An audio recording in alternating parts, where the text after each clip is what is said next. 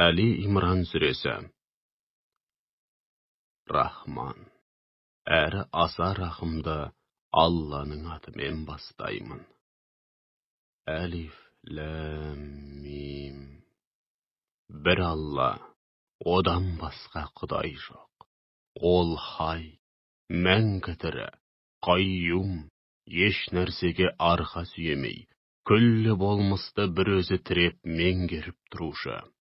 Уа Мұхаммед, ол саған осынау кітапты ақиқаттың нақ өзі әрі титтейде жалған араласпайтындай етіп, хақ мақсатта, сондай-ақ өзінен бұрынғы кітаптарды, яғни Тәурат, Інжіл сынды иләһи кітаптардың әу бастағы түп нұсқасы мен мазмұнын растаушы ретінде оқиғалардың ағысына қарай бірте-бірте түсіруде.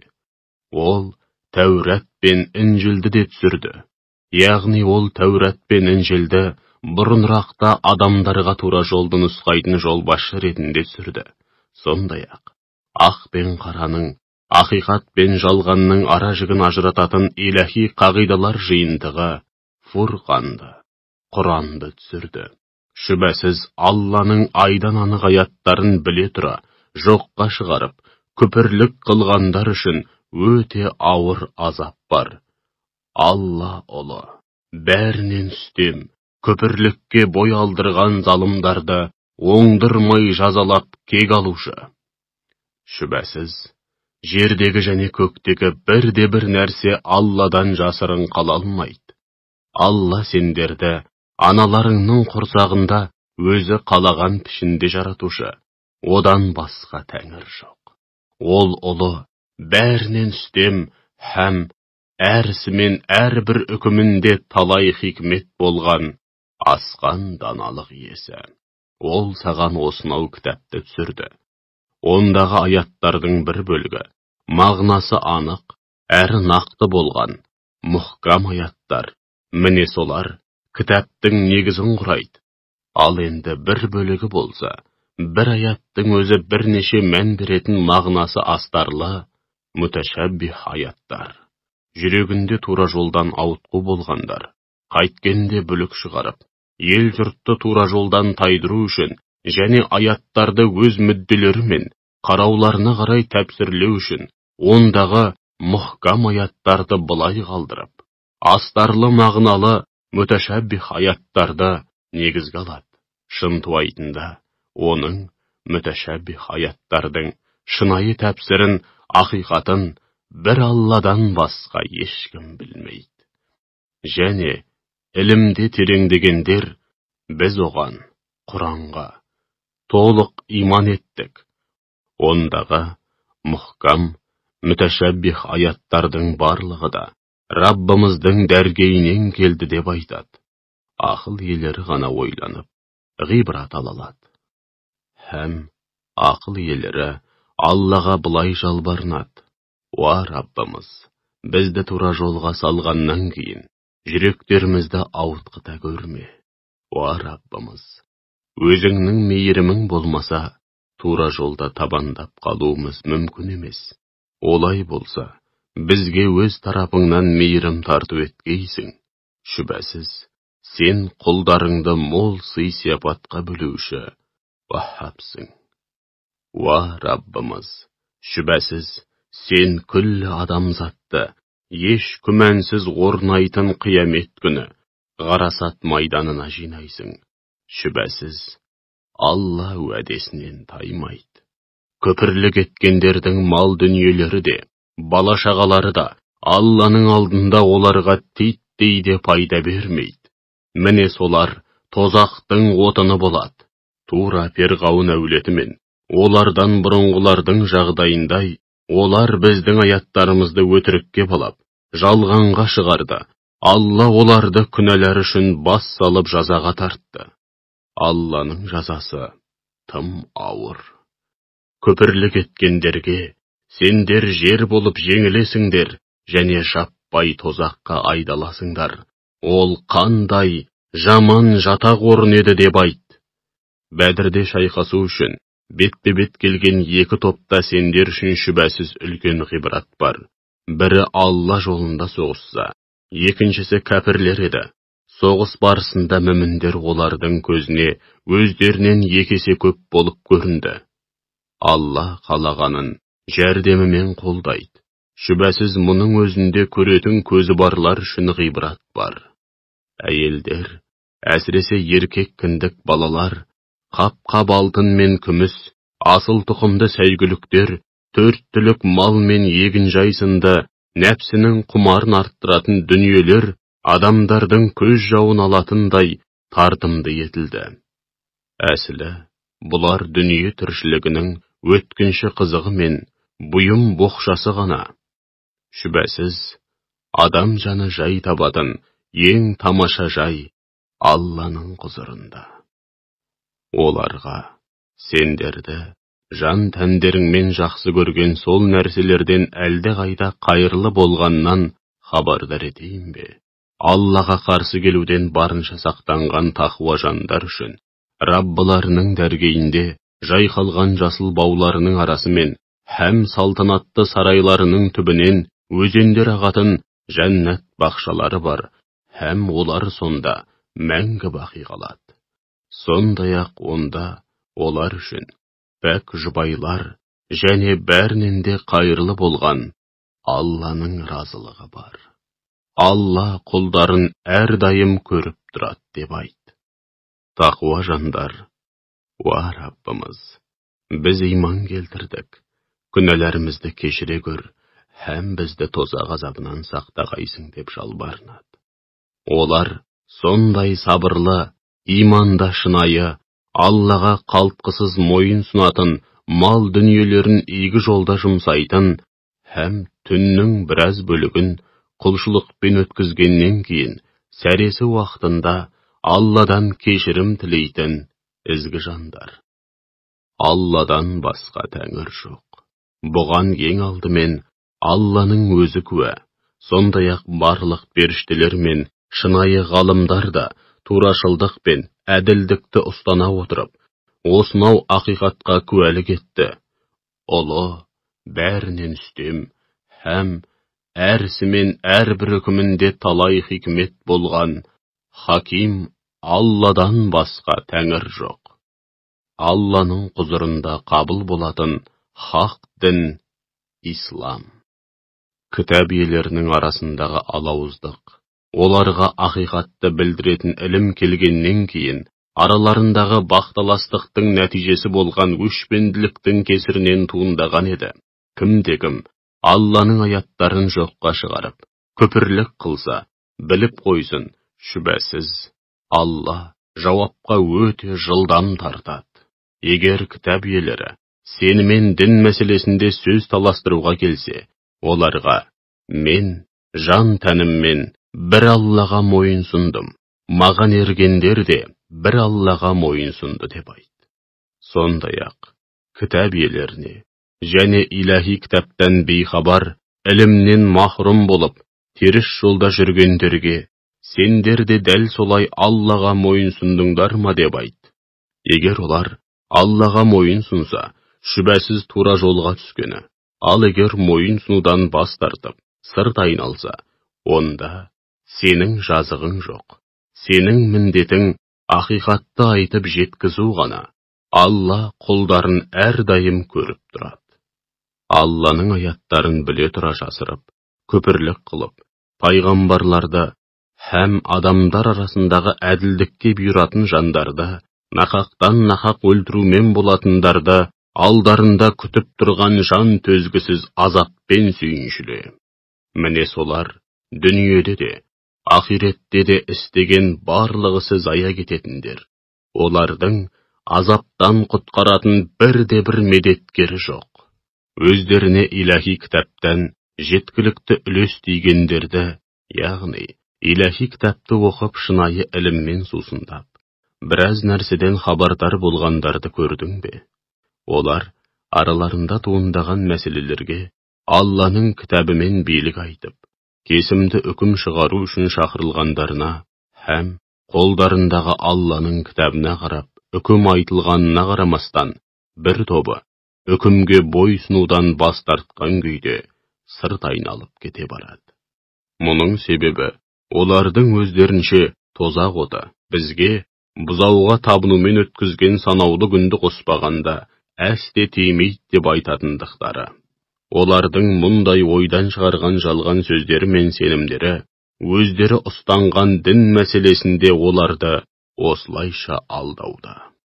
Шүбәсіз орнайтын қиямет күнінде оларды бір жерге, ғарасат майданына жинағанымызда, және ешкімге титтей де қиянат жасалмайтын, әрбір жан дүниедегі істегеніне қарай қарымын толық алатын шақта, олардың жағдайы не болмақ?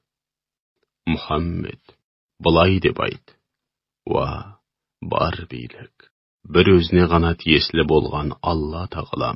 Сен билікті қалағаныңа бересің, һәм қалағаныңнан билікті тартып аласың. Сондай-ақ, қалағаныңды үстем етесің және қалағаныңды қор қыласың. Жақсылық атаулы бір өзіңнің ғана қолыңда. Шүбәсіз, сен барлық нәрсеге толық құдіреттісің. Түнді қысқартып, күнді ұзартасың, және күндізді қысқартып, түнді ұзартасың. Сондай-ақ, өліден тіріні шығарасың, және тіріден өліні шығарасың, һәм қалағаныңа қисапсыз ризық несібе бересің. Мүміндер, мүмін бауырларын былай қалдырып, кәпірлерді дос тұтпасын. Кім солай істесе, Алламен, һәм оның хақ дінімен байланысын үзген болады. Бірақ, өздерінен әлде қайда үстем болған кәпірлерден келетін қауіп қатерден сақтансаңдар, оның жөні бөлек. Алла сендерді өзіне қарсы келіп, асы болудан сақтандырады. Ақыр соңында қайту бір Аллаға болмақ. Сондай-ақ мүміндерге, көкіректеріңдегіні, ниет пиғылдарыңды жасырсаңдар да, жария етсеңдер де, бәрібір Алла бәрін біледі. Сондай-ақ ол күллі аспан әлемі мен жердің бәрін біледі. Алла барлық нәрсеге құдіретті деп айт. Сол бір күні әрбір жан дүниеде жақсылық есебінен не істеген болса, соның бәрі алдынан шығады. Жаман істері де дәл солай мен мұндалап алдынан шығады. Сонда ол істеген жамандығы мен өзінің арасында жер мен көктің арасындай қашықтық болғанын қалайды. Алла сендерді өзіне қарсы келіп асы болудан сақтандырады. Алла құлдарына өте мейірбан, сондай жанашыр. Уа Мұхаммед, адамдарға, егер Алланы шынымен жақсы көрсеңдер, маған еріңдер. Сонда Алла Тағала да сендерді жақсы көріп, күнәларыңды кешіреді деп айт. Алла өте кешірімді, әсіресе мүмін құлдарына ерекше мейірімді. Сондай-ақ оларға, Аллаға һәм Алла елшісіне бағыныңдар деп айт. Егер олар бағынудан бас тартып, сырт айналып кете барса, онда кәпірлер біліп қойсын, шүбәсіз, Алла кәпірлерді жақсы көрмейді. Расында Алла Тағала адамды, Нұхты, Ибрахимнің әулетін және Имранның әулетін күллі адамзат ішінен арнайы таңдап талғап, бүкіл адамзаттан һәм бүкіл қауымдардан үстем әрі таңдаулы қылды. Оларды бір-бірінен тараған, һәм бір сенімді ұстанған бір тұтас нәсіл ретінде күллі адамзаттан үстем етті. Сондықтан да пайғамбарларды бір-бірінен бөліп жармай, бәріне бірдей иман келтіріңдер, һәм Алланың таңдауына әрі пайғамбарларына қатысты орынсыз сөздер айтпаңдар. Алла ауыздарыңнан шыққан сөздің бәрін естуші, әрі бәрін білетін шексіз ілім иесі. Бір кездері Имранның әйелі: уа Раббым, шынында мен құрсағымдағы баламды дүниелік істерден толық азат етіп, бір өзіңе, яғни өзіңнің жолыңа басы бүтін атайтындығыма серт бердім. Осы нәзірімді менен қабыл еткейсің. Шүбәсіз, сен бәрін естуші әрі бәрін білетін шексіз ілім иесісің деп мінәжат еткен еді. Ол құрсағындағы баласын Раббысына басы бүтін атап қойғаны үшін ол босанармын деп ойлаған еді.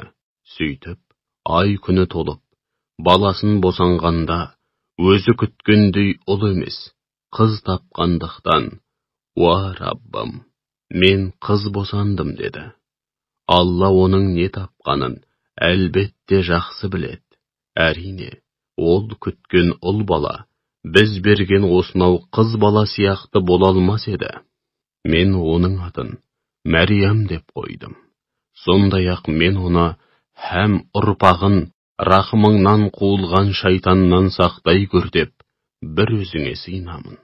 Раббысы оны анасының ниетіне, шынайы ықыласына қарап, жақсы қабыл алды, және керемет тал шыбықтай етіп өсірді. Оны Зәкәрияның қамқорлығына берді. Зәкәрия ғибадатханаға кіріп, оның қасына келген сайын, жанында әр алуан азық көретін еді. Бірде ол таңданысын жасыра алмай, «Уа Мәриям, бұл саған қайдан келді?» деп сұрағанда, Мәриям, Алладан келді. Шүбәсіз Алла қалағанына қисапсыз ризық несібе береді деді. Сол кезде Зәкәрия Раббысына, «Уа Раббым, маған өз тарапыңнан пәк, әрі қайырлы ұрпақ нәсіп ете көр. Шүбәсіз сен дұғалардың бәрін естушісің» деп мінәжат етті. Содан бір күні Зәкәрия михрабта намаз оқып тұрғанда, періштелер оған былай деп үн қатты: «Алла тағала сені Яхиямен сүйіншілеуде. Ол Алладан келетін бір сөзді, Исаны, растайды, һәм ізгі жандардың мырзасы, нәпсіге әсте боялдырмайтын, асқан тақуа әрі пайғамбар болады». Сонда ол таңданысын жасыра алмай, «Уа Раббым, мен қалайша ұл сүймекпін, өзім қартайдым, жұбайым болса бедеу» деді. Сол кезде періштелер, «Алланың жазуы солай, ол қалағанын істейді» деп айтты. Ол, «Уа Раббым, маған ұлды болатыныма қатысты бір нышан бере көр» деді. Алла, сенің нышаның ишара қылып, ымдап түсініскенің болмаса, 3 күн бойы адамдармен мүлдем тілдесе алмай қаласың. Ендеше, Раббыңды жиі еске алып, ертелі-кеш, сен мінсізсің, кемшілік атаулыдан адасың деп ұлықтаумен бол деп айтты. Бірде періштелер, «Уа Мариям, шүбәсіз Алла сені арнайы таңдады, һәм сені күнәдан, кемшілік атаулыдан пәк қылды. Сондай-ақ, мерейіңді күллі әлемге әйел атаулыдан үстем етті. Уа Мәриям, ендеше, Раббыңның алдында барынша кішірейіп құлдық ұр, сәждеге бас қой, һәм алдында бас иіп рукух жасаушылармен бірге, сен де рукух жаса» деп айтты. Уа Расулым, міне, бұлар сен бұрын соңды естіп білмеген ғайыптан хабарлар, оны саған уахи жолмен жеткізудеміз.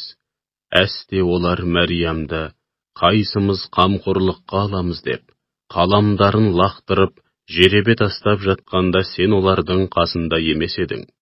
Сондай-ақ олар Мәриямға қамқоршы болу мәселесінде өзара таласып жатқанда да қастарында емес едің.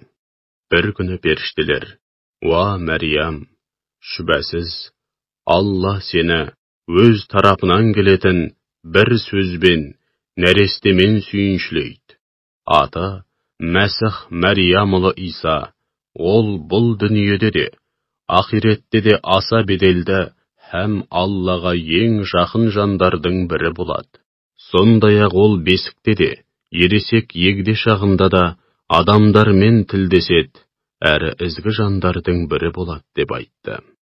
Сол кезде Мәриям таңырқап, «Уа Раббым, мен қалайша бала көтермекпін, маған бірде-бір ер адамның қолы тиген емес» дегенде, Алланың атынан сөйлеп тұрған рух, Алланың жазуы солай, ол шексіз құдіретімен қалағанын жаратады. Ол бір істің, бір нәрсенің болуын үкім қылса, оған тек бол дейді. сонда ол бірден бола қалады деп айтты. Алла оған кітап пен хикметті, Тәуратты және Інжілді үйретті, һәм оны Исраил ұрпақтарына елші етіп жіберді. Сонда ол қауымына, шүбәсіз мен сендерге Раббыларыңның тарапынан хақ пайғамбар екенімді көрсететін айдан анық белгілермен, мұғжизамен келдім. Мен сендерге батпақтан құстың бейнесіне ұқсас мүсін жасаймын да, содан соң оның ішіне үрлеймін. Сонда ол Алланың қалауымен бірден тірі құсқа айналады.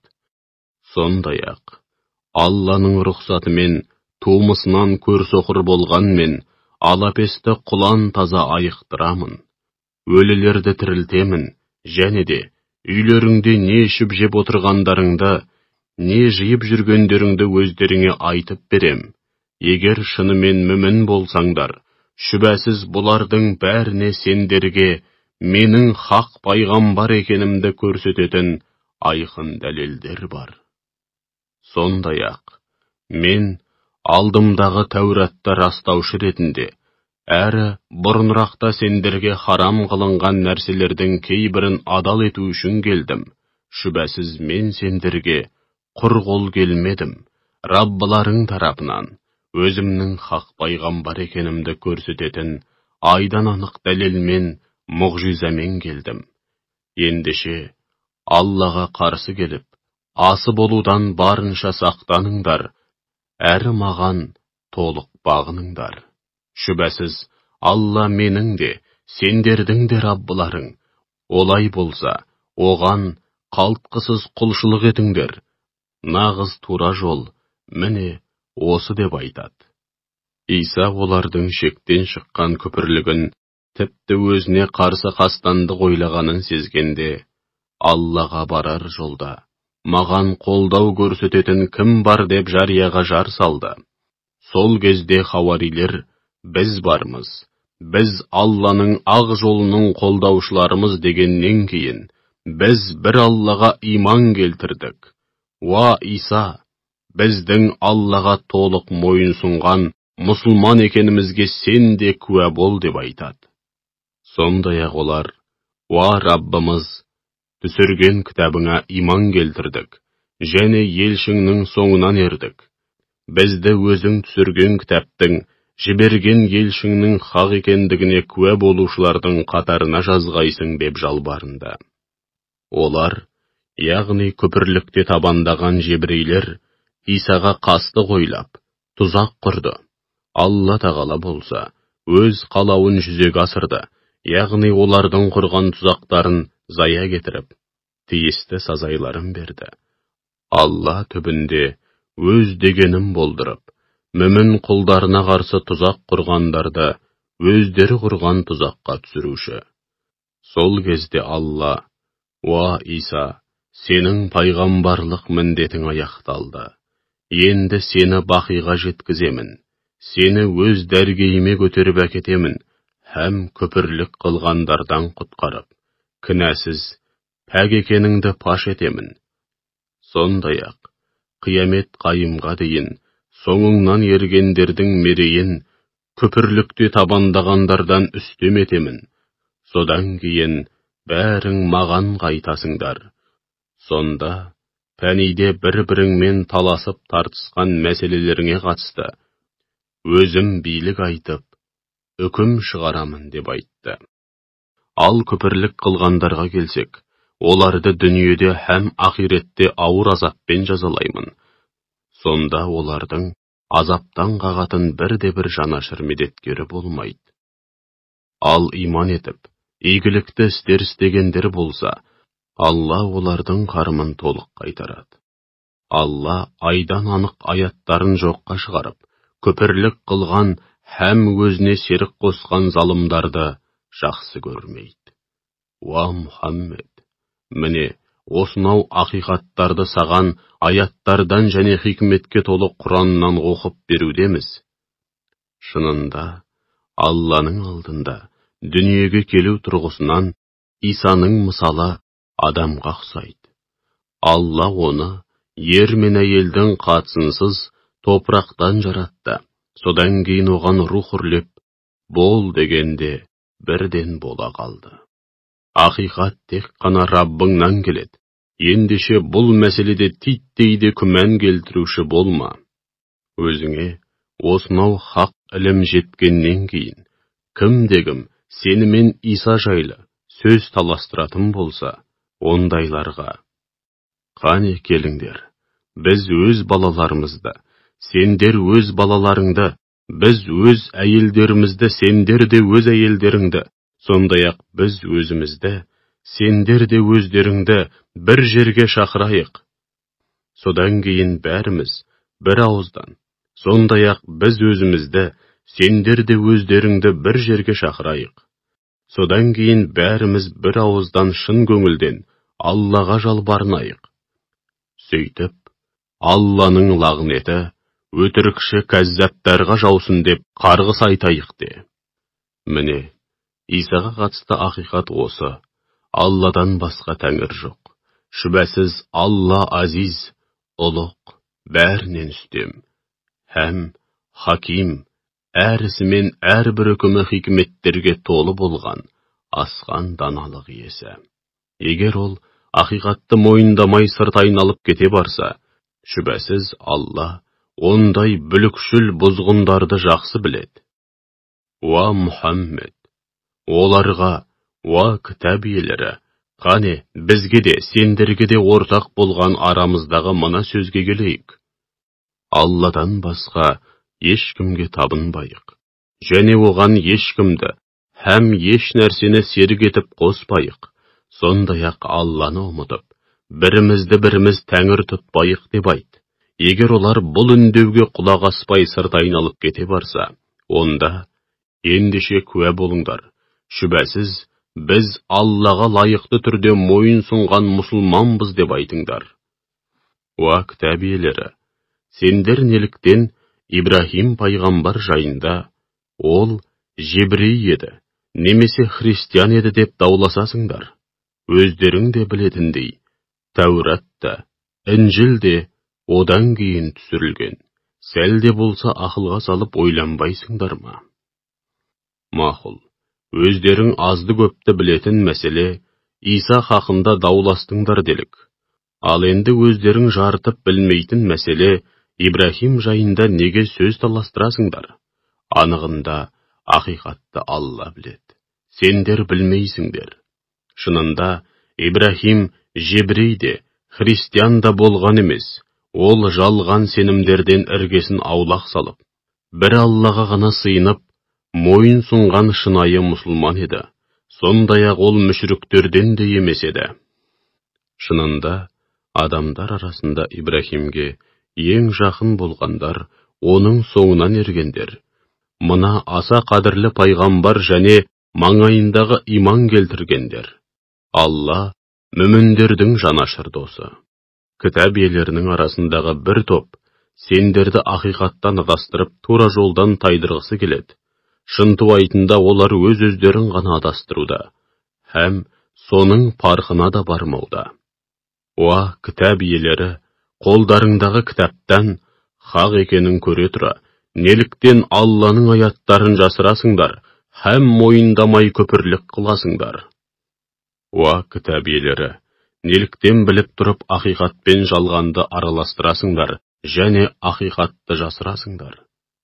Кітап иелерінен, жебрейлерден бір топ бір-біріне, иман еткендерге түсірілген кітапқа, таңертең сырттай болса да иман келтіріңдер, және кешке қарай күпірліктеріңді паш етіңдер. Бәлкім сонда олар күмәнға бой алдырып, қайтадан бұрынғы діндеріне қайтар. Сондай-ақ, діндеріңді ұстаған адамнан өзге жанға әсте иланбаңдар десті. Уа Мұхаммед, шүбәсіз нағыз тура жол Алланың жолы деп айт. Сондай-ақ олар бір-біріне, сендерге берілген уахидың басқа біреуге де берілгендігіне, немесе Раббыларыңның алдында мұсылмандардың сендерге қарсы дәлелді уәж айтып дауласатынына, тіпті сендерді тұқыртып, сөзбен жығатынына сендіңдір деседі. Оларға шүбәсіз бар жақсылық бір Алланың қолында, оны қалағанына нәсіп етеді. Алла жаратылыс атаулының бәрін шексіз шарапатына бөлеуші, құлдарына кеңшілік жасаушы, һәм кімнің не нәрсеге лайықты екенін бәрінен де жақсы білетін шексіз ілім иесі. Өзінің мейірімін һәм уақи, пайғамбарлық сынды ерекше нығметті қалаған құлына ғана арнайы нәсіп етеді. Алла зор жақсылық, шексіз шарапат иесі деп айт. Кітап иелерінің арасында мол қазына мүлікті аманат етіп тапсырсаң, оны өзіңе толық қайтарып беретіндер бар. Сондай-ақ, бір динардың өзін аманат етіп тапсырсаң, қыр соңыңнан қалмай қадалып қайта-қайта сұрамайынша, оны өзіңе қайтармайтындар да бар. Мұның себебі, олардың надандарға, яғни кітап иелерінен өзгелерге не істесек те, күнә арқаламаймыз деп айтуы. Олар біліп тұрып, Аллаға өтірік таңады. Яғни, Алла тағала бізбен ниеттес болмағандарға, қиянаттың қай түрін болмасын істеуге рұқсат етті деп өтірік айтады. Жоқ, олай емес. Кім-кім, кімге болсын, берген уәдесінде тұрса, және қай мәселеде болмасын, Аллаға қарсы келіп, асы болудан сақтанса, біліп қойыңдар. Алла тақуа құлдарын жақсы көреді. Аллаға берген уәделерін және ішкен ант суларын арзан бағаға сатып, болмашы пайда үшін бұзғандардың сауап тұрғысынан ақиретте алар ешбір нәсібі жоқ. Қиямет күні Алла тағала олармен мүлдем тілдеспейді. Оларға көз қиығын да салмайды, және күнәларынан арылтпайды да. Олар үшін о дүниеде жан төзгісіз азап бар. Олардың, жебірейлердің ішіндегі бір топ, кітапта жоқ нәрсені бар екен деп ойлап қалуларың үшін, Тәуратты оқығанда тілдерін шайнап, кей сөздерді бұрмалап оқиды. Һәм бұл Алладан келген уахи дейді. Асылында ол Алладан келген уахи емес. Олар біліп тұрып Аллаға өтірік таңады. Алла қандайда бір адамға кітап, билік, дұрыс үкім шығара білу қабілетімен даналық және пайғамбарлық берген болса, содан кейін оның ел жұртқа, Аллаға емес, маған құл болыңдар деп айтуы мүмкін емес. Керісінше, ол ел жұртқа, өзгелерге үйретіп, өздеріңде зерделеп оқып жүрген осынау кітаптың арқасында, Раббани, яғни Алланың шынайы һәм ықыласты құлдары болыңдар деп айтады. Сондай-ақ ол сендерге періштелер мен пайғамбарларды тәңір тұтыңдар деп те бұйырмайды. Сендер Аллаға толық мойынсұнып мұсылман болғаннан кейін, пайғамбарларың сендерге кәпір болыңдар деп бұйырады ма? Бұл ақылға сыймайды. Уа кітап иелері, Алла тағала кезінде бүкіл пайғамбарларға, сендерге кітап һәм хикмет бердім. Ендеше өздеріңнен кейін қолдарыңдағы кітапты растаушы пайғамбар келсе, онда оған міндетті түрде иман келтіріп, қолдау көрсетесіңдер деп олардан уәде алған еді. Алла пайғамбарларға, мұны қабылдайсыңдар ма? Осынау ауыр тапсырмамды қалтқысыз орындауды мойындарыңа аласыңдар ма дегенде олар, қабылдаймыз, мойнымызға аламыз деп жауап берді.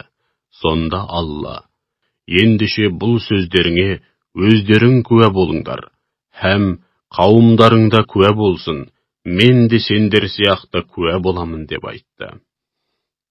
Ал енді кімде-кім бұдан кейін уәдесінен тайып сырт айналса, міне солар діннен безген күнәһарлар. Жоқ, әлде күллі аспан әлеміндегі және жердегі жаратылыс атаулының бәрі ерікті һәм еріксіз түрде Аллаға тәслім болып, бірінен кейін бірі оған қайтарылып жатқанда, олар Алланың дінінен басқа дін іздеуде ме? Оларға, біз Аллаға иман келтірдік, бізге түсірілген уахиге, және Ибрахимге, Исмайылға, Исхаққа, Яқупқа һәм оның нәсілінен шыққан пайғамбарларға түсірілген, сондай-ақ Мұса мен Исаға берілген, және барлық пайғамбарларға Раббыларынан түскен иләһи кітаптарға иман келтірдік. Иман ету мәселесінде олардың ешбірін бөліп жармаймыз. Біз бір Аллаға ғана мойынсұнған мұсылманбыз деп айт. Кім-кім исламнан басқа бір дін іздесе, біліп қойсын. Ол дін әсте қабыл болмайды. Сөйтіп ол ахиретте зиян шегетіндердің қатарында болады. Иман келтіріп, пайғамбардың хақ екеніне куә болғаннан соң, сондай-ақ айдан анық дәлелдер, мұғжизалар келгеннен кейін, күпірлік қылған қауымды Алла тура жолға қалай салмақ? Алла күпірлікте табандап өз-өзіне қиянат жасаған залым қауымды әсте тура жолға салмайды. Олардың сазайы Алланың, періштелердің және күллі адамзаттың қарғысына ұшырау. Олар мәңгі бақи сол лағнеттің астында қалады. Олардың азабы әсте жеңілдетілмейді, һәм оларға ешкім көз қиығында салмайды. Яғни, рахым назарын салмайды. Алайда содан кейін тәубе етіп, күпірлік пен күнә атаулыдан толық арылып түзелгендердің жөні бөлек. Шүбәсіз, Алла өте кешірімді, тәубеге келіп, өзіне бет бұрған құлдарына ерекше мейірімді. Ал иман келтіргеннен кейін, күпірлік қылғандардың һәм күпірлікте табандап, одан сайын азғындыққа салынғандардың тәубесі қабыл болмайды. Олар нағыз адасқандар. Шүбәсіз, өмірінің соңына дейін күпірлікте табандап, сол күйі кәпір болып өлгендердің әрбірі азаптан құтылу үшін жер беті толы алтын берсе де, олардың ешбірінен ондай төлем қабыл болмайды. Міне, соларға жан төзгісіз азап бар, һәм оларға қол ұшын беретін медеткер де болмайды. Жақсы көрген мал дүниелеріңнен Алла жолында жұмсамайынша, ізгілік пен кемелдікке қол жеткізе алмайсыңдар. Сондай-ақ қайыр садақа ретінде не берсеңдер де, Алла оны сөзсіз біледі. Тәурат түсірілмей тұрып, Исраилдің, яғни Яқуб пайғамбардың өз-өзіне харам еткенінен өзге, Құранда адал етілген ішіп-жем атаулының барлығы Исраил ұрпақтарына адал болған. Ендеше оларға, Тәуратта мансұқ аяттар жоқ деген сөздерің рас болса, онда Тәуратты әкеліңдер де оқыңдар деп айт. Ал енді бұдан былай кім-кім өз ойынан өтірік айтып, соны Аллаға телейтін болса, міне солар Алланың алдында асы болып, өз-өздеріне қиянат жасаған нағыз залымдар. Уа Мұхаммед, оларға Алланың айтқаны рас, ендеше жалған сенімдерден арылып, пәк жүрек таза ниетпен бір Аллаға ғана иман еткен күйде, Ибрахимнің хақ дініне кіріңдер. Өздерің де жақсы білетіндей, ол мүшріктердің қатарында емес еді деп айтқын. Шүбәсіз, жер бетінде адамдар үшін құлшылық орны ретінде ең алғаш салынған үй, Меккедегі Қағба. Ол құт берекенің қайнар көзі, күллі адамзатты тура жолға бастаушы һәм бет бұратын құбыла. Онда оның қасиеттілігін көрсететін айқын белгілер мен дәлелдер, соның ішінде Ибрахимнің құлшылық еткен орны бар. Кім-кім Алланың үйіне кірсе, қауіп-қатерден аман болады. Алланың үйін зиярат етуге шамасы жететін әрбір адам үшін қажылыққа бару, оның мойнындағы Алланың ақысы. Ал кім-кім күпірлік қылып, қажылықты жоққа шығарса, немесе жағдайы болып, шамасы жетіп тұрып, қажылық парызын өтемесе, біліп қойыңдар, Алла ешкімге мұқтаж емес, ешкімнің қажылығына да, басқа құлшылығына да зәру емес. Керісінше бүкіл ғалам оған мұқтаж. Оларға, әй кітап иелері, Алла не істеп не қойып жүргендеріңе толық куә болып тұрғанда, неліктен Алланың аяттарын жоққа шығарып, күпірлік қыласыңдар деп айт. Сондай-ақ оларға, уа кітап иелері, өздерің ақиқатқа куә бола тұра, неліктен Алланың тура жолын қисық, теріс етіп көрсетуге тырысып, иман еткендерді Алланың хақ жолынан қақпайлайсыңдар. Алла не істеп, не қойып жүргендеріңнен бейхабар емес деп айт. Уа иман еткендер, егер кітап иелерінің бір тобырының айдағанына жүріп, айтқанына көнетін болсаңдар, онда біліп қойыңдар. Олар сендерді иман келтіргеннен кейін кері кетіріп, діннен бездіріп кәпір қылады. Көз алдарыңда Алланың аяттары оқылып жатқанда, һәм араларыңда Алла елшісі жүргенде қалай ғана діннен безіп, күпірлік қыласыңдар. Кім-кім Аллаға шын көңілден берілсе, шүбәсіз тура жолға түскені. Уа иман еткендер, Аллаға қарсы келуден тиісінше сақтаныңдар, һәм өмір бойы бір Аллаға мойын сұнып, ажалдарың келгенде де, кәміл мұсылман болып қана жан тапсырыңдар, басқаша өлмеңдер. Барлығыңда Алланың желісіне, дініне мықтап жармасыңдар және өзара бөлінбеңдер. Сондай-ақ, Алланың өздеріңе үйіп төгіп берген нығметін естеріңе алыңдар.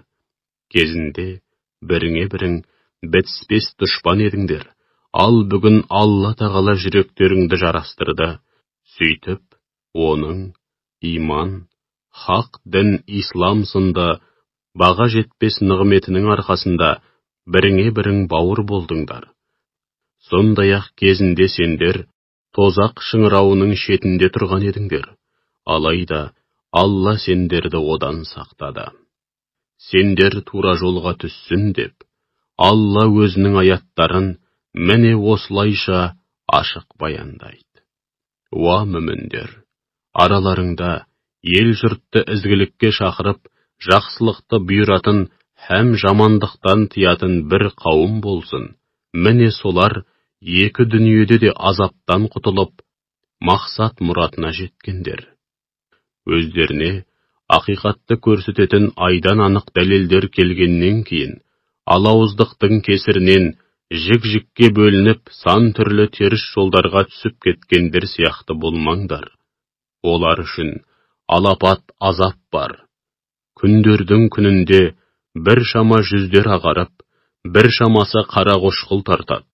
Сонда жүздері қарайғандарға, иманға келгеннен кейін күпірлік қылдыңдар, солай ма? Ендеше, күпірлік қылғандарың үшін мына азапты тартыңдар делінеді. Ал жүздері ағарғандар Алланың шексіз мейіріміне бөленіп, жұмаққа кіреді. Олар онда мәңгі бақи қалады. Міне бұлар Алланың аяттары. Біз оларды саған титтейді күмән араластырмай, ақиқаттың нақ өзі ретінде оқып берудеміз. Алла бірде-бір жаратылысқа, ешбір жанға қиянат жасауды қаламайды. Күллі аспан әлемі мен жердегінің бәрі бір Аллаға тиесілі. Сондай-ақ, барлық істер нәтижеде Алланың алдына барады. Сөйтіп ол қай іске қандай үкім шығарса, сол болады. Уа Мұхаммедтің үмбеті! Сендер Раббыларыңның қалауымен күллі адамзаттың игілігі үшін жарыққа шығарылған, жаралған, ең қайырлы үмбетсіңдер. Үнемі жақсылыққа шақырып, жамандықтан тиясыңдар. Аллаға кәміл сенесіңдер. Егер кітап иелері де сендер секілді иман келтірсе, шүбәсіз өздері үшін жақсы болар еді. Шүбәсіз олардың арасында да шынайы мүміндер бар. Алайда басым көпшілігі хақ діннен безген күнәһарлар. Олар тіл тигізіп, ренжіткені болмаса, сендерге ешбір зиян келтіре алмайды. Егер сендермен соғысатын болса, жондарың көрсетіп қашады. Содан соң олар ешкімнен қолдау таппайды. Олар пешенелеріне қорлық мөрі басылғандықтан қай жерде жүрсе де қорлықтан көз ашпайды. Тек Алла тарапынан қорғауға алынғандарының және мүміндердің қорғауында болғандарының жөні бөлек. Сондай-ақ олар Алланың қаһарына ұшырап, маңдайларына бейшаралық мөрі басылды. Өйткені олар Алланың аяттарын жоққа шығарып, күпірлік қылатын және пайғамбарларды нақақтан-нақақ өлтіретін еді. Себебі олар аслық қылып, шектен шығумен болған еді. Әйтсе де олардың бәрі бірдей емес. Кітап иелерінің арасында да өздерің секілді иман етіп тура жолға түскен қауым бар. Олар түнімен Алланың аяттарын оқып, сәждеге жығылады. Олар Аллаға һәм ақирет күніне кәміл сенеді, һәм ел жұртты жақсылыққа бұйырып, жамандықтан тыюға тырысады. Сондай-ақ қайырлы, игілікті істерде бір-бірімен жарысады. Міне солар ізгі жандардың қатарында. Олар қандай жақсылық істесе де, Алланың құзырында еңбектері еш кетпейді. Алла өзіне қарсы келуден барынша сақтанған, өзін лайықты түрде ұлықтайтын тақуа жандарды жақсы біледі. Күпірлік қылғандардың мал-мүліктері мен бала-шағалары Алланың алдында оларға титтей де пайда бермейді. Олар тозақтықтар, олар сонда мәңгі бақи қалады. Олардың бұл дүниеде ел жұртқа көз қылып жұмсаған мал пұлдарының мысалы өз-өздеріне қиянат жасап, күнәға батқан қауымның егістігіне тиіп, ойрандап кеткен ызғарлы дүлей дауыл сияқты. Алла оларға зұлымдық жасамады. Керісінше, олар күнәға батып, өз-өздеріне қиянат жасады. Уа иман еткендер, мүміндерден өзгені сырлас дос тұтпаңдар. Өйткені қаскөй кәпірлер сендерге жамандық жасау үшін қолдарынан келгенін аямайды. Сондай-ақ олар сендердің қиындық пен қасіреттен көз ашпағандарыңды қалайды. Көрмейсіңдер ме? Сендерге деген дұшпандықтары ауыздарынан төгілуде, ал іштеріне бүккен қастығы одан бетер. Егер ақылға салып ойланып, тиісінше әрекет ететін болсаңдар, сендерге айдан анық ақиқаттарды ашық баяндаудамыз. Сендер жүректерің таза, көңілдерің пәк болғандықтан оларды дос тұтып жақсы көресіңдер. Алайда олар сендерді жақсы көрмейді. Сондай-ақ сендер иләһи кітаптардың барлығына кәміл сенесіңдер. Олар болса, сендермен жолыққанда иман келтірдік деп айтады. Ал өздері оңаша қалғанда сендерге деген ыза кектен бармақтарын шайнап, тістерін қайрайды. Оларға сол ыза кектеріңе булығып өліңдер деп айт. Шүбәсіз Алла көкіректердегі сырлардың бәрін біледі. Егер сендер қандай да бір игілікке кенелсеңдер, бұл олардың көңіліне қаяу түсіреді. Ал бастарыңа қандай да бір жамандық келсе, онда олар мәз болып қуанады. Егер сабырлылық танытсаңдар, және хақ жолдан ауытқымай, тақуалық шеңберінен шықпай әрекет ететін болсаңдар, олардың қулық сұмдығы мен құрған тұзақтарының сендерге ешқандай да зияны тимейді. Шүбәсіз, Алла олардың істеп жүрген істеріне шексіз ілімі һәм құдіретімен құрсау салушы. Уа Мұхаммед, сен бір күні таң сәріден үй ішіңді қалдырып, мүміндерді шайқасқа бекінетін жерлеріне орналастыру үшін Ухуд тауына қарай шыққан едің. Алла бәрін естуші, бәрін білетін шексіз ілім иесі. Міне сол кезде араларыңнан екі бірдей жасақ, жігерсіздік танытып кері шегінуге бел буған еді. Олардың қорғаны һәм медеткері Алла еді. Алайда олар соған қарамастан жігерсіздік танытты. Мүміндер қандай жағдайда болмасын үнемі бір Аллаға тәуекел етулері керек. Шүбәсіз, ол сендерге кәпірлермен салыстырғанда өте аз әрі тым қауқарсыз болған кездеріңде Бәдірде қолдау көрсетіп, жеңіске жеткізген еді. Ендеше Аллаға қарсы келуден барынша сақтанып, тақуалық шеңберінен шықпаңдар. Сонда оған тиісінше шүкірлік еткен боласыңдар. Уа Мұхаммед, сол кезде оларға Раббыларың сендерге көктен түсірілетін 3000 періштемен жәрдем беріп, қолдаса жетпей ме деген едің? Әрине жетеді. Егер сабырлық танытсаңдар, һәм Аллаға қарсы келуден сақтансаңдар, дұшпандарың дәл қазір тұтқиылдан шабуыл жасайтын болса, Раббыларың жауынгерлік нышаны бар 5000 періштемен сендерге жәрдем береді. Алла бұл жәрдемді сендерге тек сүйінші ретінде, һәм сол арқылы жүректерің орнықсын деп көрсеткен еді. Жәрдем мен жеңіс азиз, ұлы, бәрінен үстем, әрі хаким, әрісімен әрбір үкімінде талай хикмет болған асқан даналық иесі Алладан ғана келеді. Сондай-ақ Алла бұл жәрдемді бірсыпыра кәпірді өлтіріп, енді бірсыпырасын тұтқынға түсіру арқылы күпірлік қылғандардың бір тобын жою мақсатында, ал қалғандары түңіліп, сорлап қайтсын деп көрсетті. Уа Мұхаммед, мұның бәрін істеген Алла. Сенің бұл іске еш қатысың да, ықпалың да жоқ. Алла қаласа оларды тәубеге, иманға келтіріп, күнәләрін кешіреді, қаласа оларды күпірлікте табандаған залымдар ретінде азаптайды.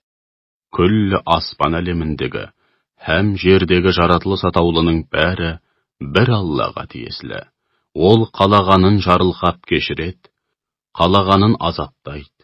Алайда Алла құлдары қанша жерден күнәға батса да, тәубелеріне келген жағдайда өте кешірімді.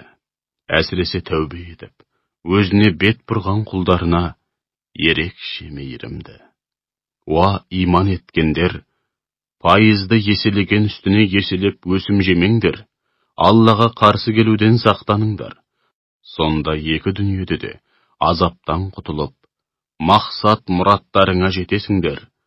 Сондай-ақ кәпірлер үшін әзірленген тозақ отынан иманға келіп, игілікті істер жасау арқылы сақтаныңдар. Аллаға һәм Расулына бағыныңдар.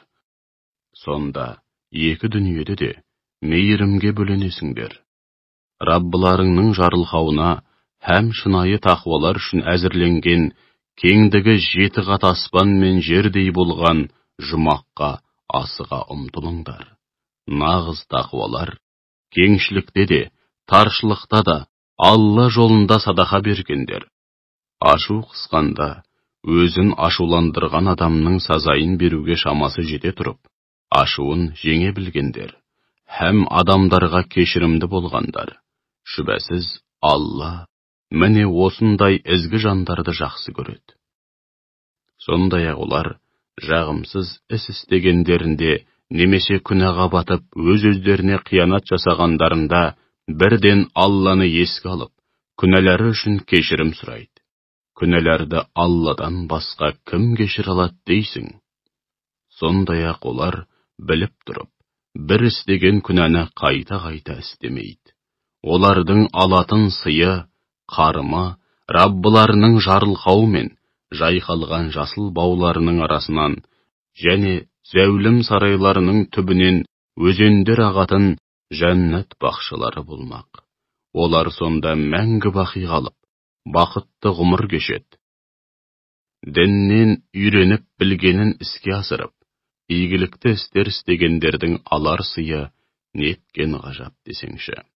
Сендерден бұрын қаншама ғибратқа толы оқиғалар, қаншама шариғаттар өтті.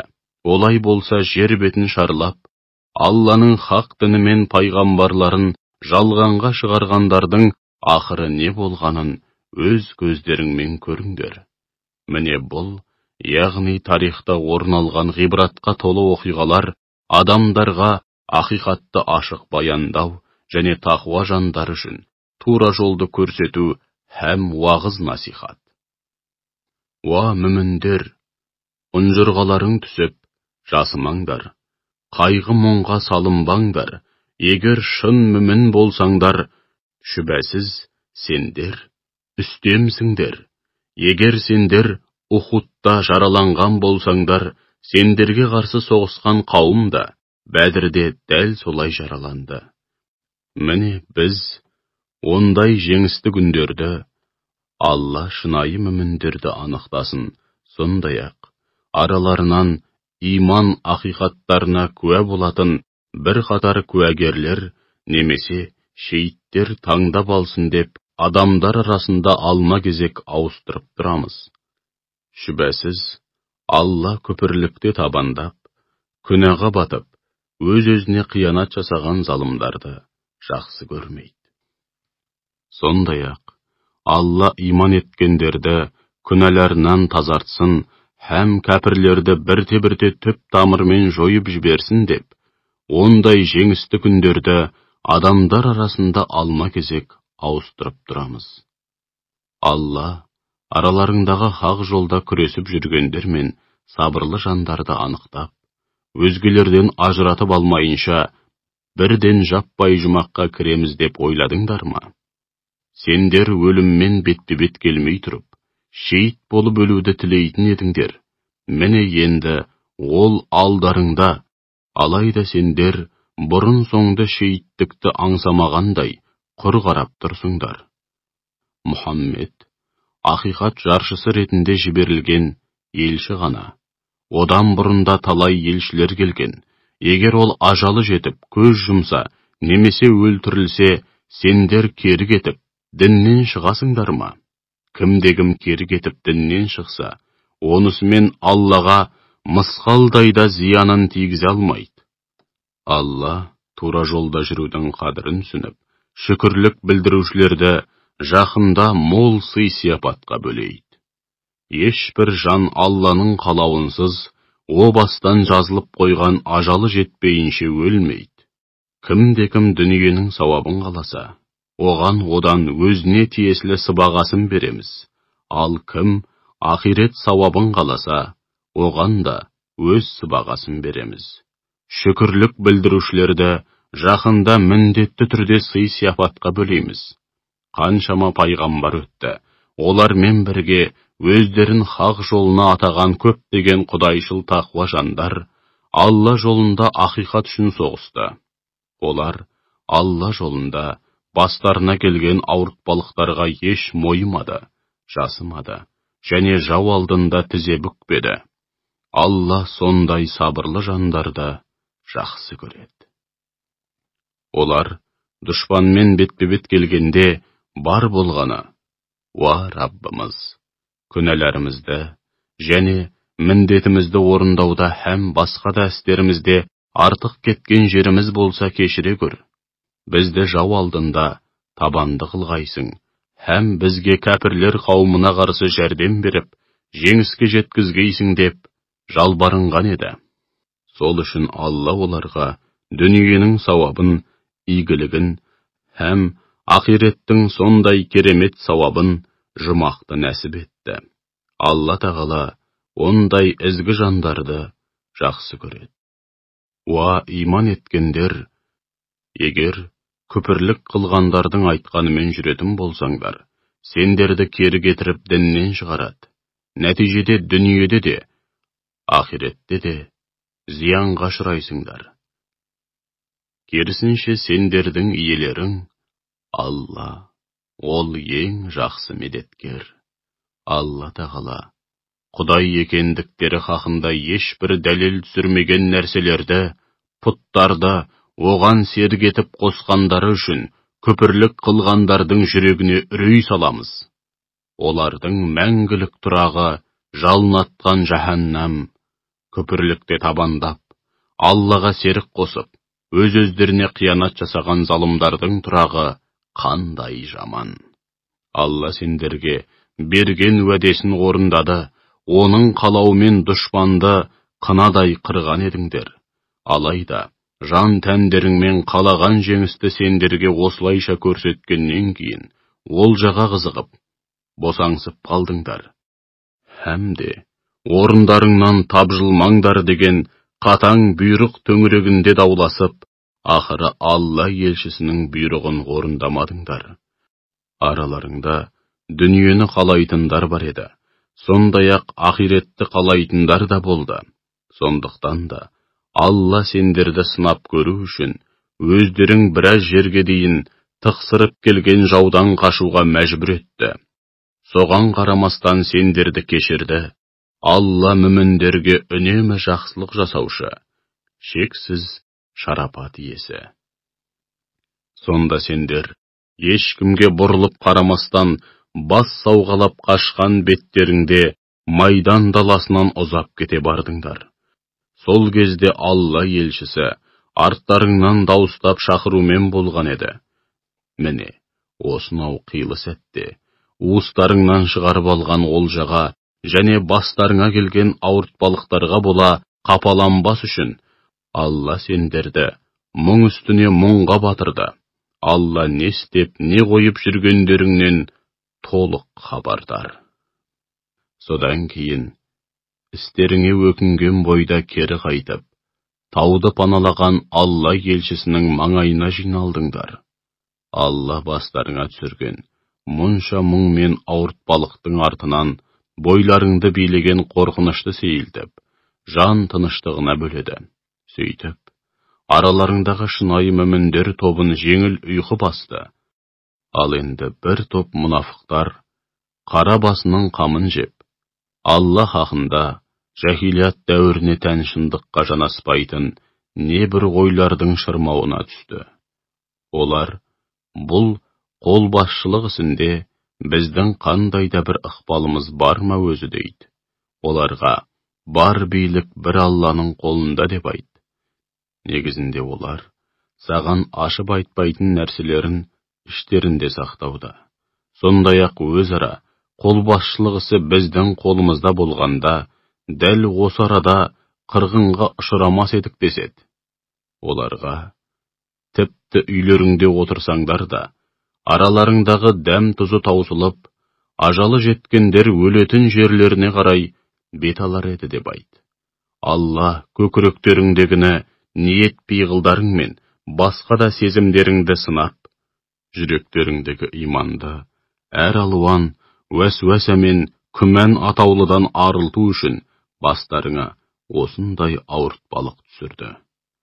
Алла құлдарының көкірегіндегі бар сырды біледі. Шын дуайтында екі қол Ухудта бетпе-бет келген күні араларыңнан жонын беріп алды-артына қарамай қашқандардың істеген бір қатар күнәлары себепті шайтан олардың аяқтарынан шалып сүріндірмек болды.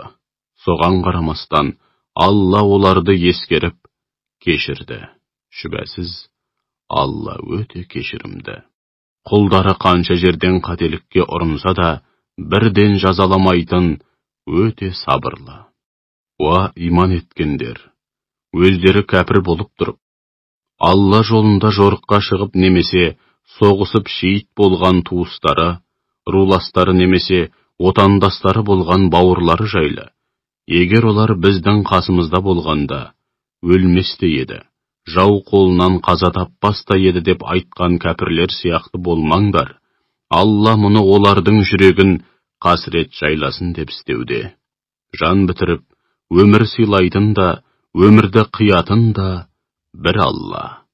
Алла не істеп, не қойып жүргендеріңді толық көруде.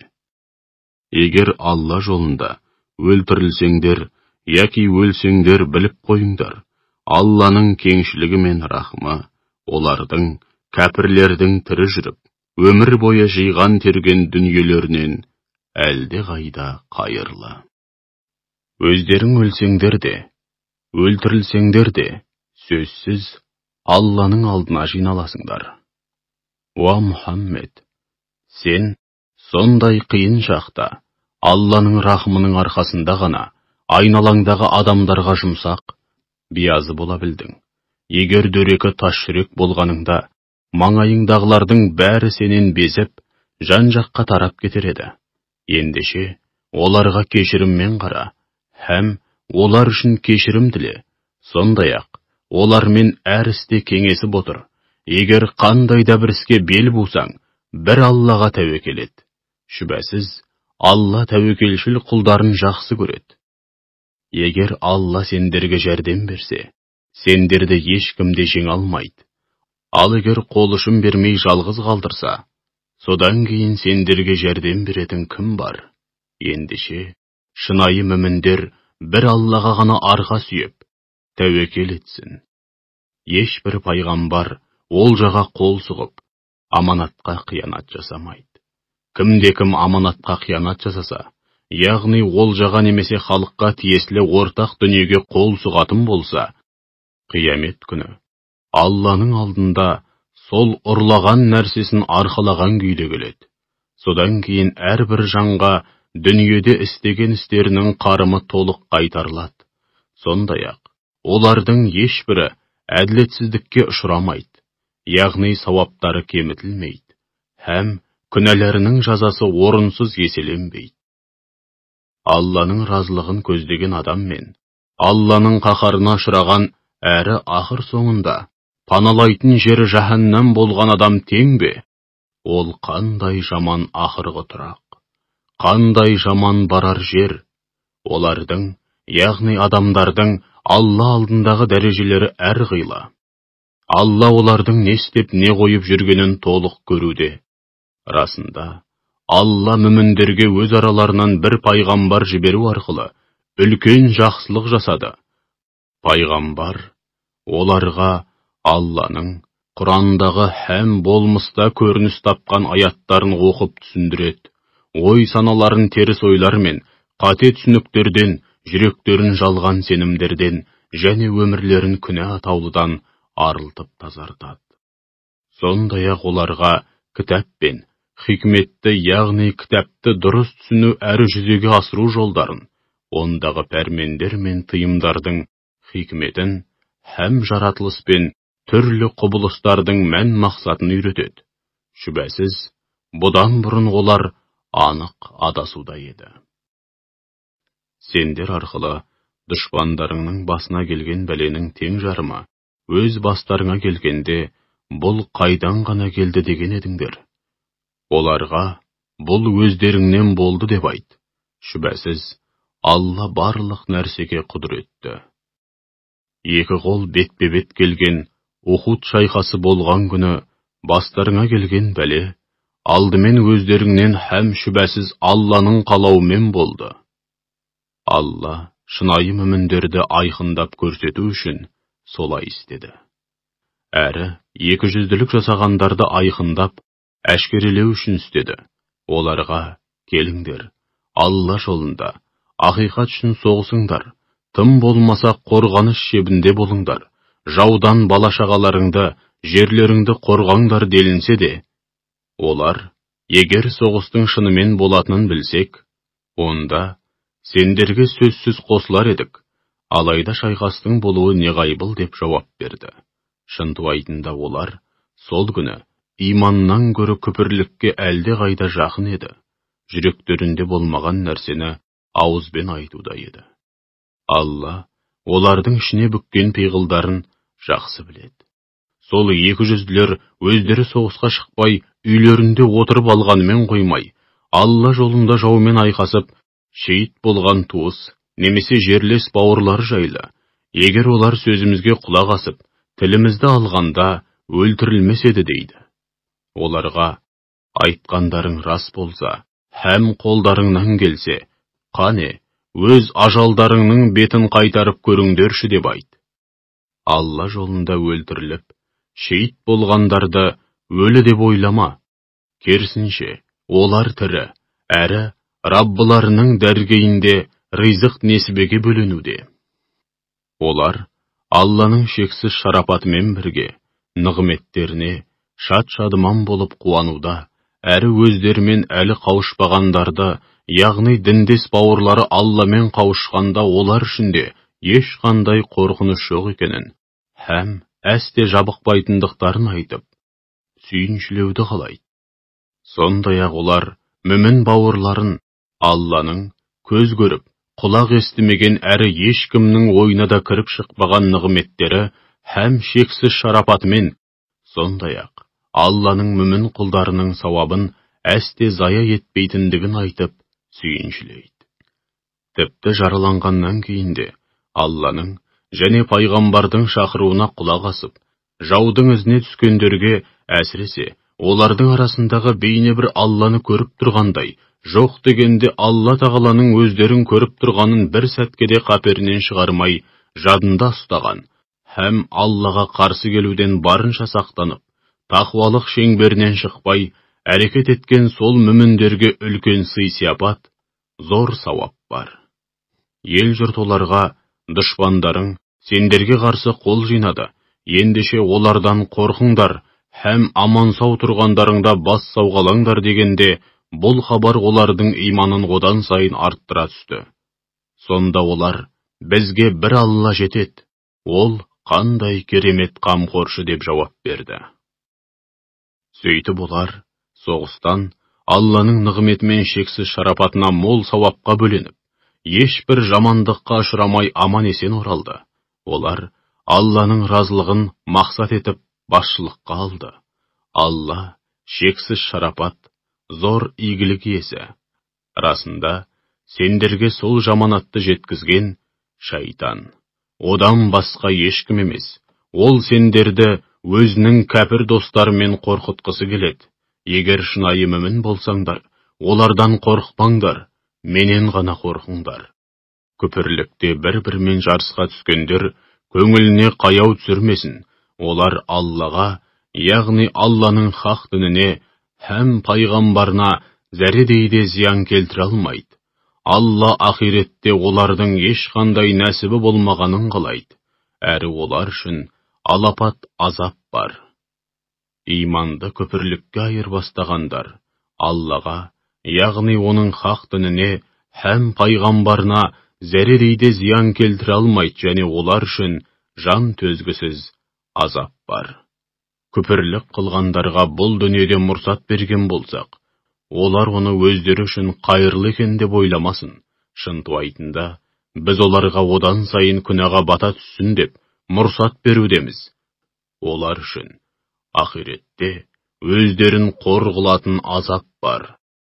Алла мүміндерді үнемі сендердің жағдайларың сияқты кімнің мүмін, кімнің мұнафық екені белгісіз болған қиын жағдайда қалдырмайды.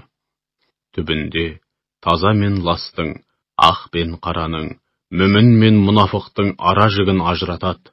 Сондай-ақ Алла барлығыңды бірдей, адамдардың жүрегіндегі бар сырды біліп, ғайыптан хабар беретін көріп келетпейді. Алайда ол, пайғамбарларының арасынан қалағанын таңдап алып, оларға өзі қалаған деңгейде ғайыпты һәм адамдардың жүрегіндегі сырларды білетін ерекше қабілет береді. Ендеше, Аллаға және пайғамбарларына иман келтіріңдер. Егер шынымен иман келтіріп, Аллаға қарсы келуден сақтанып, тақуалық шеңберінде өмір сүретін болсаңдар, сендер үшін көз көріп құлақ естімеген, ешкімнің ойына да кіріп шықпаған үлкен сый-сияпат бар. Алланың шексіз шарапатымен үйіп төгіп берген мал дүние, ілім, күш-қуат сынды нығметтерін игі жолға жұмсамай сараңдық қылғандар, бұл қылықтары өздері үшін қайырлы болады деп ойламасын. Керісінше, бұл өздері үшін жаман болады. Қиямет күні сараңдық қылып жинаған дүние мүліктері өз мойындарына оралады. Күллі аспан әлемі мен жердің бар мұрасы бір Аллаға тиесілі, яғни ондағы барлық нәрсе түбінде Аллаға қалады. Алла олардың не істеп не қойып жүргенінен толық хабардар. Алла пақыр, біз байымыз деп айтқандардың сөзін Алла естіді. Біз олардың айтқанын және пайғамбарларды нақақтан нақақ өлтіргенін жазып қоямыз. Һәм о дүниеде оларға тозақ отының күйдіретін азабын татыңдар деп айтамыз. Міне, бұл азап өз қолдарыңмен істеген күнәларыңның қарымы. Алла құлдарына әсте қиянат, әділетсіздік жасамайды.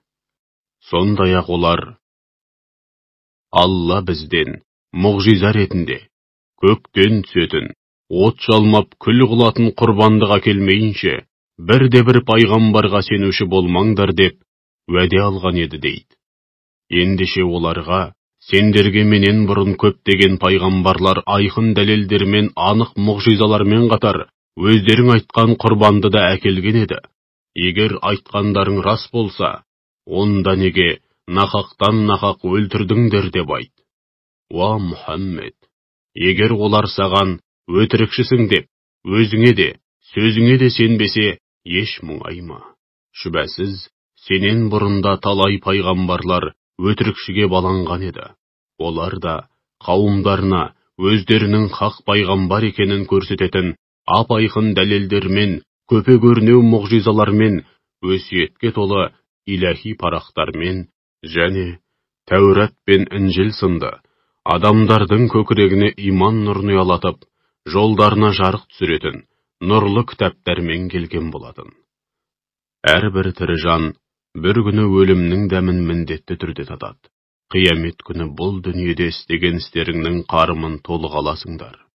Кім тозақтан аулаға кетіліп, жұмаққа кірсе, зор жетістікке һәм мақсат мұратына жеткені біліп қойыңдар.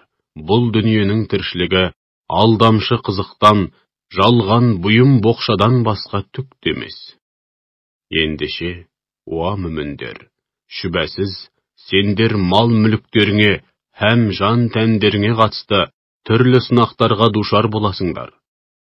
Сондай-ақ, өздеріңнен бұрын иләһи кітап берілгендерден және Аллаға серік қосқандардан көңілдеріңе тиетін талай сөз естисіңдер. Егер соның бәріне сабырлылық танытсаңдар һәм Аллаға қарсы келуден сақтанып, тақуалық шеңберінде өмір сүрсеңдер, міне сол асқан табандылық пен ерекше күш-жігер талап ететін сауабы мол зор істердің бірі. Кезінде Алла кітап иелерінен кітаптағы ақиқаттарды, әсіресе Алланың соңғы елшісі жайлы маңызды мәліметтерді ел жұртқа ашық айтып жеткізетін боласыңдар, һәм ондағы ақиқаттарды жасырмайсыңдар деп уәде алған еді. Алайда олар мұны қаперлеріне ілмей, бірден бұлай ысырып қойып, оны мал дүние, шен-шек пен атақ-абырой сынды болмашы бағаға сатып жіберді. Расында, олардың бұл саудасы қандай жаман әрі зиянды десеңші. Жағымсыз істермен қолдарына тиген болмашы бұйым боқшаға мәз болғандарды һәм қолдарының ұшы тимеген істерді иемденіп, өздері атқарғандай мақтау естігенді қалайтындарды оңады деп ойлама. Сондай-ақ оларды азаптан құтылады деп те ойлама. Олар үшін жан төзгісіз азап бар. Күллі аспан әлеміндегі және жердегі бар мүлік пен бар билік Аллаға тиесілі. Алла барлық нәрсеге құдіретті. Шүбәсіз күллі аспан әлемі мен жердің жаратылуында, түн мен күннің алма-кезек ауысып, ұзарып қысқаруында ақыл иелері үшін Алланың шексіз құдіреті мен шексіз билігін көрсететін ғибратқа толы талай айқын белгілер, дәлелдер бар. Олар тікесінен тік тұрып та, отырып та, бір бүйірлеп жантайып жатып та, үнемі Алланы еске алады, һәм күллі аспан әлемі мен жердің жаратылысына терең ой жүгіртіп, уа Раббымыз, сен мұны бекерге, мақсатсыз жаратпадың. Сен мақсатсыз, мәнсіз іс істеуден аулақсың. Бізді тозақ отынан сақтай көр. Уа Раббымыз, сен кімді тозаққа тастасаң, шүбәсіз оны қор қылғаның, көпірлікте қасарсып, өз-өзінің обалына қалған залымдардың өздерін Алланың азабынан қағатын бірде-бір медеткер жоқ. Уа Раббымыз, расында біз, Раббыларыңа иман келтіріңдер деп, иманға шақырған ақиқат жаршысын естідік және естіген бойда оған құлақ асып, иман келтірдік. Уа Раббымыз, біздің күнәләрімізді кешіре көр, кінә қателіктерімізді амал дәптерімізден өшіре көр, және бізді дүние салғаннан кейін өзіңе жақын болған ізгі әрі кемел мүміндердің қатарына қосқайсың.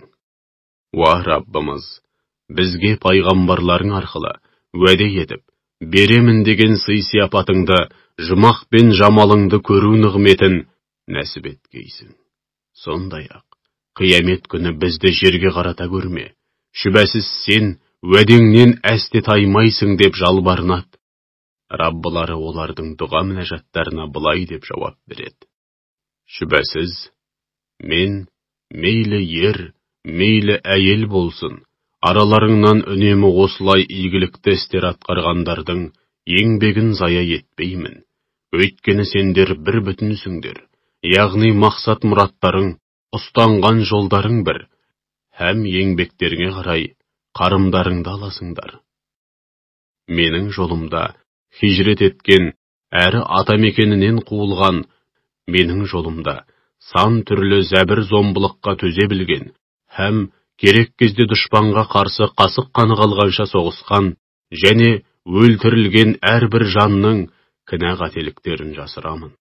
Һәм шүбәсіз, оларды жайқалған жасыл бауларының арасынан және зәулім сарайларының түбінен өзендер ағып жататын жәннат бақшаларына кіргіземін.